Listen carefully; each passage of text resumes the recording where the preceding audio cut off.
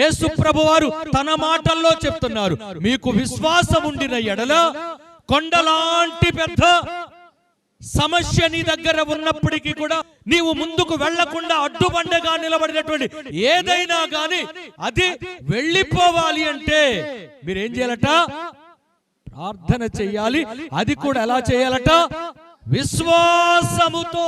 విశ్వాసము, నమ్మిక వేరు, విశ్వాసం వేరు.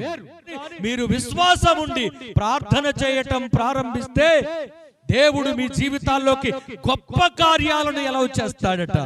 మీ ద్వారా దేవుడు గొప్ప కార్యాలను ప్రజలు చూచేటట్టుగా చేస్తాడట. నేను చెప్పే మాట కాదు, దేవుడే ఆ మాటలు చెప్తూ ఉన్నాడు. ప్రార్థన చేసేటప్పుడు మనం ఏమని అడగ పొంది ఉన్నామని, ఇది బలమైనటువంటి మాట.